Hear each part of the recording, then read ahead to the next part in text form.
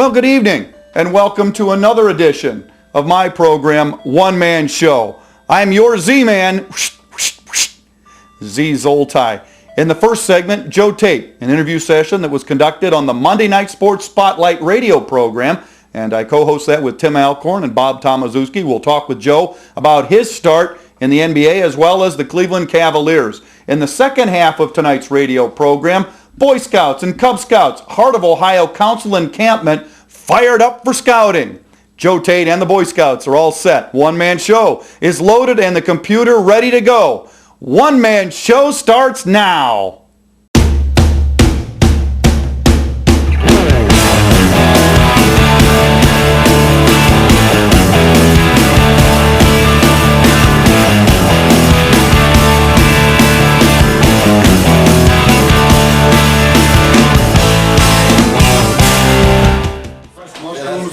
He's got his own TV show.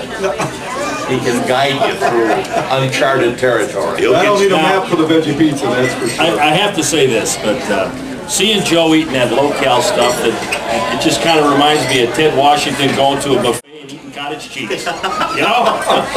No offense, Joe. I don't even know who Ted Washington is. There you go. Maybe it's good. Maybe let them know you're there. David Wesley, who's been in the league for a long time and has still got some gas in the tank, he's a great guy to have in your clubhouse and on the floor.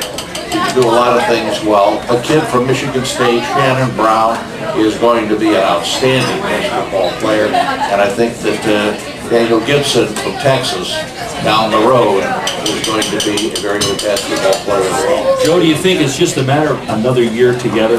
They've known each other, and it's just that chemistry? Absolutely. There was good chemistry last year. Everybody's back, a year older, a year wiser, and I think if they stay healthy, they can give it a legitimate shot to go to the championship round this year. Will Luke Jackson be able to bring more to the table, you think, Joe, than he did a year ago? Well, I'll tell you, see, about Luke. Luke and I had the same back neurosurgeon. Of course, he had to work on Luke twice. He only had to work on me once. And I asked him, the doctor, I said, now, are you going to tell me that I have the same jump shot that Luke Jackson has? And after my surgery, he said, no. I said, that's good because I'm not sure Luke's got one. But, he's an outside shot to make the ball club. He's going to have to play his fanny off, and I think he will. But, boy, we're crowded. We've got 19 guys. 15 of them have guaranteed contracts. So, there's not a lot of wiggle room in there. So it's, I thought Luke Jackson's got a good attitude and work ethic. So I would not want to bet against him. As you prepare to watch this team and call their games, what do you think the biggest question mark is going into the season? Can Larry Hughes stay healthy for the majority of the season? I think that's the big thing. Larry Hughes can be the Scottie Pippen to LeBron James, Michael Jordan. And if he stays healthy and can play that role, we're going to be in really good shape. But you're comfortable with the point guard position? Because I think that would have been the biggest question everybody had once the Detroit series was over. Who's going to play point guard next year? And they really haven't done a whole lot of change in there. They don't need a point guard, per se. Not the way LeBron runs the show. He's the point forward half the time. True. And Eric Snow can do it, and Shannon Brown can do a little bit of it. David Wesley can do a little bit of it. They've got people who can step into that role. But the way Coach Brown's team is organized, there is no such thing as a 1 and a 2 and a 3. They knew the 4 and the 5 because of altitude. But the other 3 guys are all interchangeable parts. You talk about interchangeable parts. How about the assistants for Coach Brown? You got Hank Egan, Melvin Hunt, guys like that. What do each of those really bring to the team to help Mike with this group of players? Well, I think basically whatever they brought to the team he liked because they're all back again this year. See, I don't do practice. I don't go to practice. I don't go to shoot around. I follow the Herb Score philosophy. When I was with Herb on the Indians on radio, we were sitting in the coffee shop one morning at a hotel having breakfast, and somebody came in and said, "Hey, Herb, gonna have batting practice early today. You going out? And Herb looked up at him and said, why? Did they find a new way to do it? I've seen enough practices in 36 years that I don't have to go out and watch another one unless I have. Sometimes I have to because we practice and then go to the airport and fly away. So, you know, I have to go or I'm gonna not be able to leave for the next town. But I only go when I absolutely have to. Was Fitch the toughest practice coach you ever saw? I mean, he really, you just sensed Bill would be a type of guy who really put him through the paces on a practice floor. I think the two toughest were Fitch and Fratello. During practice. Yeah. Fratello was louder. That's a stunner. He was smaller, but he was louder. Well, he had to get his point across. And I have had a number of ball players come up to me over the years and say, you know, when I played for Fitch, I hated him. And now that I don't play for him anymore, I'm with another team or I'm retired, I look back and I realize how important he was to my development as a player. Larry Bird has consistently said for years, Bill Fitch was his favorite coach. Yes. And I can understand Indiana guy. I can understand that because Larry likes that kind of a he played that way. He played like Fitch coached. Right. In fact, he played like Fitch played, but I saw Fitch play at Tait College, and you know, he was a hard-nosed ball player. Back to the Fitch era too, I'm sorry, Tim. To the Fitch era, you look at the officiating in the 70s and the 80s and the 90s, you've seen officiating for decades now. Which probably is, as a broadcaster, frustrates you the most? Because you've seen good, bad, otherwise. Was the 70s, the officiating, any different than the 90s or in the last 6 years here, 2000 through 06? Which one maybe do you think was probably the worst group of officials in any of those decades? Well, I know I used to think when we were 15 and 67 that they were all bad, but in looking back, there were some pretty darn good referees back in those days. They had two-man crews, so they both worked probably harder than three-man crews do. And, you know, there's good and bad in all eras.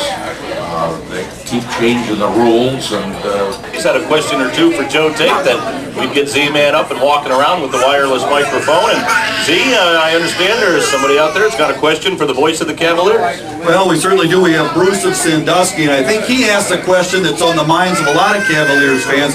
Bruce, what is your question for Joe Tait? Are we going to win more games this year than we won last year? yes. How many more?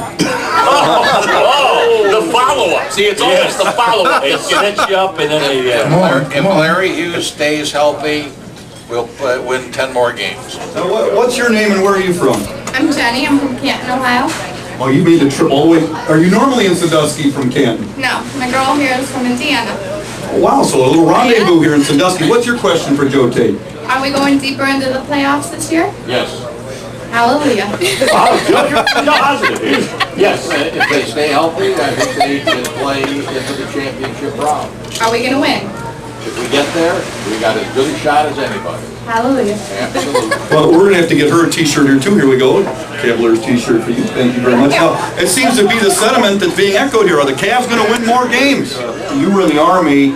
What was it? You were stationed in Turkey. Yes. What was the rank you held while you were in the Army, and what did they have you do over there those many years back? I was a Spec 5, which was kind of the poor man's sergeant, and I worked. Sergeant Tait. Absolutely. I worked at an Army Security Agency station up on the Black Sea, and That was during the Cold War, I probably tell you too. anymore, I'll have to kill you. You were stationed in the Army then over in Turkey. Yes, I was. I was there for 13 months, and really was an outstanding tour of duty. We built our own radio station over there.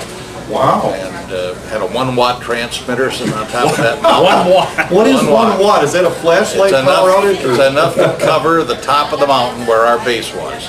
Interesting. And we broadcast sports, and actually Charles Beerbauer, who was on ABC radio for a number of years, was the left fielder on that softball team. Oh, how neat. Yep. Yeah. So, it was a lot of fun. At what point did you decide broadcasting, radio, that's what you wanted to do? I think it was at the point where the guy who owned the radio station in Monmouth, Illinois, where I was going to college, said, how'd you like your job? We need a janitor. And And he used to kid me, because Monmouth had it. Do you think Oberlin College has trouble winning football games? They look like Notre Dame compared to Monmouth of my day. And he used to kid me, he says, you're the only guy I know that can make a 66-0 blowout sound like a 6-6 tie. Well, he went his way, I went mine. We bumped into each other several times.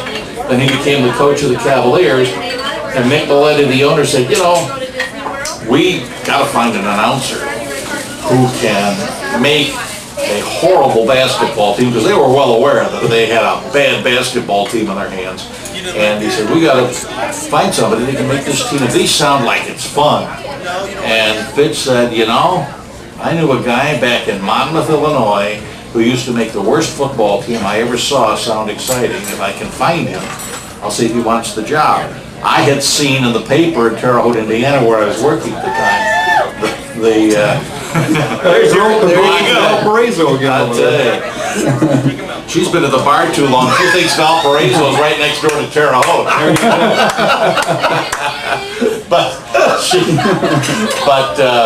I had seen the thing in the paper that he had been named head coach of the Cavaliers, and I just sent him a note congratulating him on the job.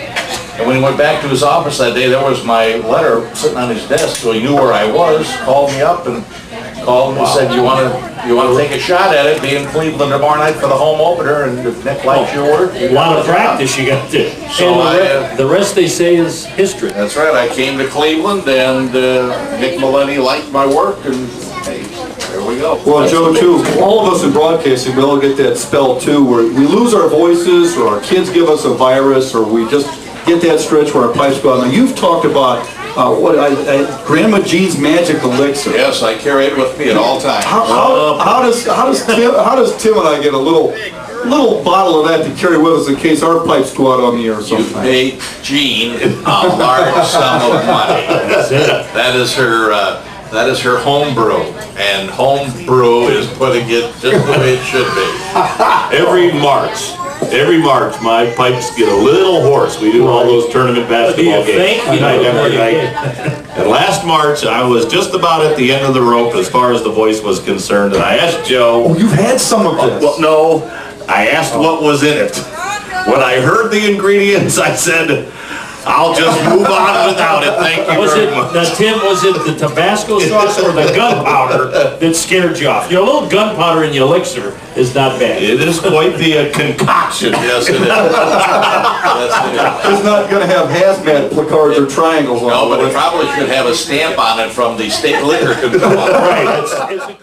Wow, that was really neat listening to Joe Tait talk about the Cavaliers and his start in broadcasting. And it's always a good time when Joe joins us on the Monday Night Sports Spotlight Show. I hope you like that part of the show this evening. In the second half of the program, Boy Scouts and Cub Scouts, they're coming up next. We're going to see the Fired Up for Scouting, Heart of Ohio Council encampment. We'll see boomerangs, the rock climbing wall, miniature trains, the sheriff's SWAT half track. That's always a cool item. We're also going to see wood carving. We're also going to stop in and see David Rich. Now, David's going to be carving on a tree trunk, turning it into a 12-foot totem pole. That'll be really slick. Watch now as the Fired Up for Scouting half of our program starts right now.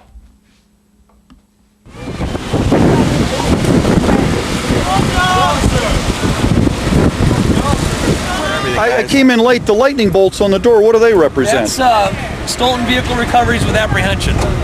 Wow. Yes. One of the guys our post has them come from here to there. No kidding. We've got a lot of them, yeah. And that can't be easy recovering those either. Well, around here it's easy. Well, it's easier in the city of Lorain.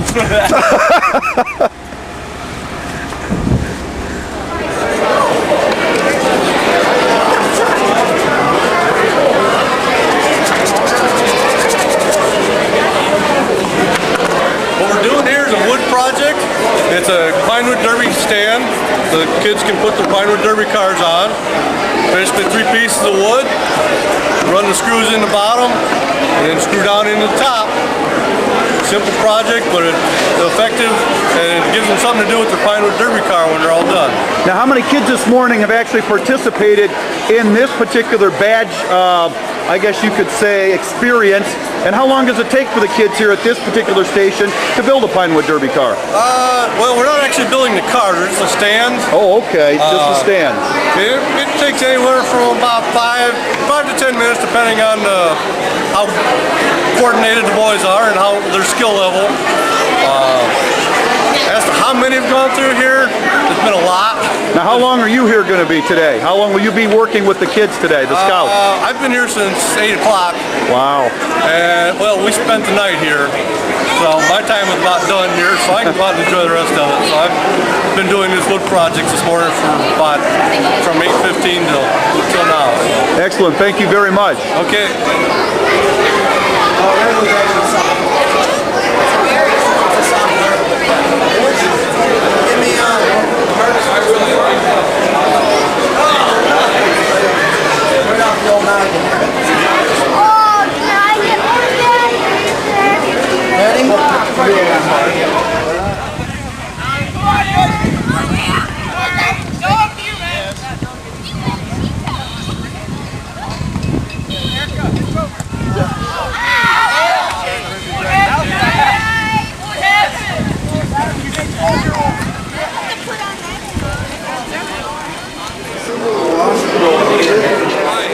My name's David Rich, and I'm here to cut this log up here for Firelands District. And this is a piece of red oak, and I never cut trees down. And so was it from a dead tree or was it from lumber stock? A lumber stock. Okay. I got it from a firewood store. And today I'm putting the feathers in, putting the lines in the feathers. And I'll use a piece of chalk, and I'll use the chalk here to draw a line on. Oh, neat. And later on today, I have to do the headband. So I'll probably just do something simple.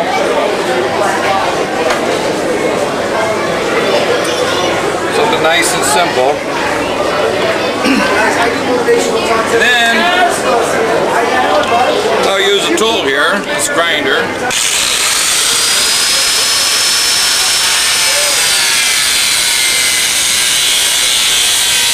I just follow my line.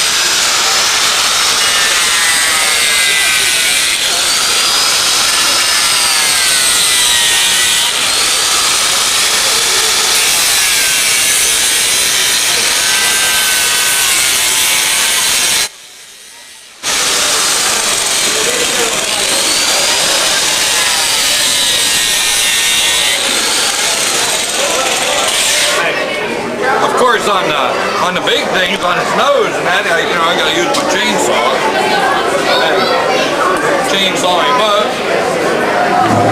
and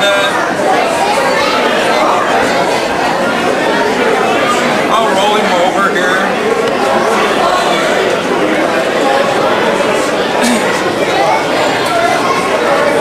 I use this planer, not like normal people use them. I kind of shape the wood here.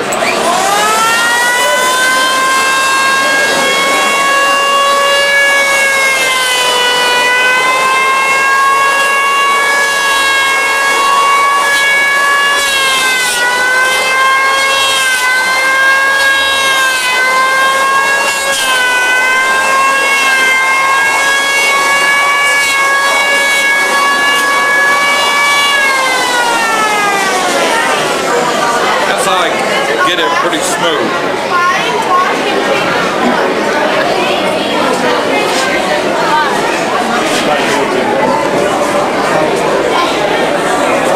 Now, what's this particular guy weigh? What's he weigh? This one here. He weighs about 800 pounds. So you're not going to just sling him up on your shoulder and tote him out of here, huh? No, I have to have my truck here. This is going to go to the Firelands District. I'm donating this log to their camp. Oh, that'll be nice. So not on his nose. It was pretty hard. How long does it take you from start to finish to make one of these? Probably about 40 hours. Regular work week, huh? If I want to make it really smooth, I use them like just with a chainsaw. That's pretty darn cool, making a totem pole. I think I'll try that myself sometime. Of course, I don't know how my neighbors would take to seeing a 12-foot totem pole in my front yard. Man, maybe I better not. Our next segment, watch as the Boy Scouts tackle the rock climbing wall. Hold it up and go. You gonna do it? Hey, Quinn. Yeah? You can get it. Huh? I'm already done. I thought you were good. I went up and down. I'll help you.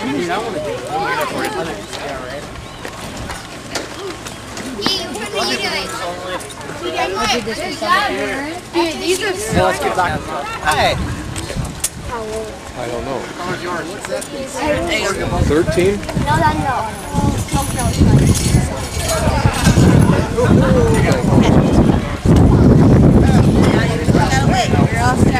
No, you can do it.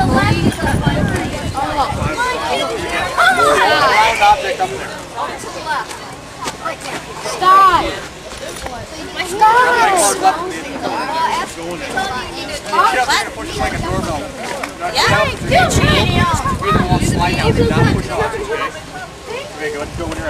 Yes! Climbing again? Climbing again or no? The Ohio Division of Wildlife are doing archery in the field near the parking lot. Get some great tips for shooting a bow and arrow at our archery display in the field by the parking lot. If anyone needs to register for today's encampment, registration has been moved to building 19 to 15-minute show on how to sell. I give those kids credit. That's not easy climbing that big, tall, rock climbing wall. That's got to be tough on the old fingers. You got to kind of cup them like that and go up. Maybe one day I'll give it a shot. Coming up next, keep an eye on how the Boy Scouts and Cub Scouts watch the art of blacksmithing. They make some really cool stuff. Next here on One Man Show. Tomato. It's the weather. Yeah, it is. What are you going to do with that hammer there? Are you going to earn your keep, or are you just going to hold that hammer? Hello? How long do you have to keep it in there before it's ready to hammer? See? Weather. It depends on if it's been in there before, or if it's the first time going in, or how heavy or thick the material is. Hey, Max. Told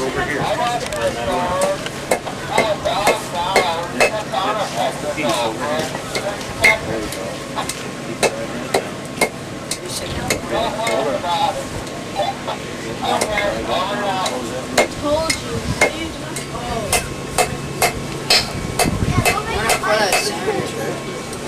So did you make that yourself? Yes. Oh, that's neat. It almost looks like a small screwdriver or a can of paint opener, isn't it? Now what pack or troop are you with? 110. 110. And where's 110 out of? Area. All right, there you go.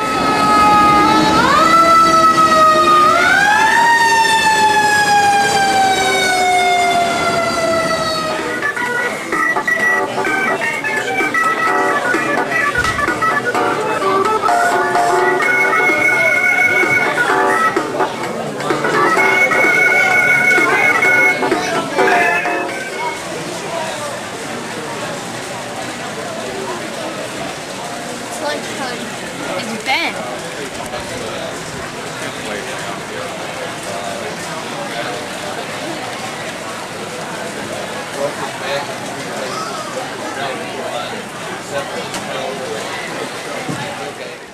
I'm Z Zoltai. Thank you for watching. This is One Man Show. Next, our scouts, with the aid of a computer, sharpen their target shooting skills, but with no bullets. Specially designed guns linked in with a virtual reality program allow the young men to shoot at targets projected onto a wall. And then after that, we'll go to the mailbag, because a lot of you have written your old Z-Man here with thoughts and suggestions about this program. Watch now, though, as the scouts do some virtual reality target shooting.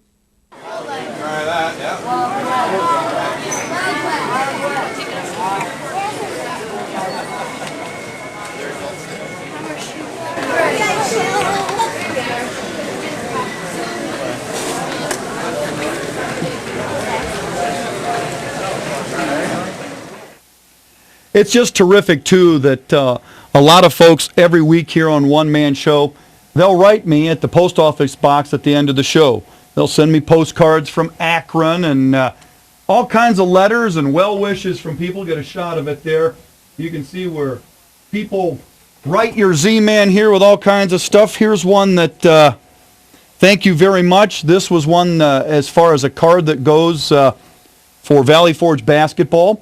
I got a little pat on the back for that. I even get people send me pictures of their pets asking me, Z, you know, can you do pet tricks on One Man Show or something with pets and animals? And yeah, maybe one day we'll do a rabbit show or a cat show, something a little different. Maybe a rooster show, you know, with the different types of chickens. I don't know. We'll put something together for you at home. Keep the pictures coming with the pets. Also in the mailbag, here was a gentleman that actually invited me to come to his backyard picnic because supposedly, I guess, they play the old game of jarts. Remember the plastic ring with the metal arrows that look like rockets, and you tossed them, and you put them into the circle to score points? Well, we'll see. Maybe we'll be able to do that. I think they recalled those things, so for safety purposes.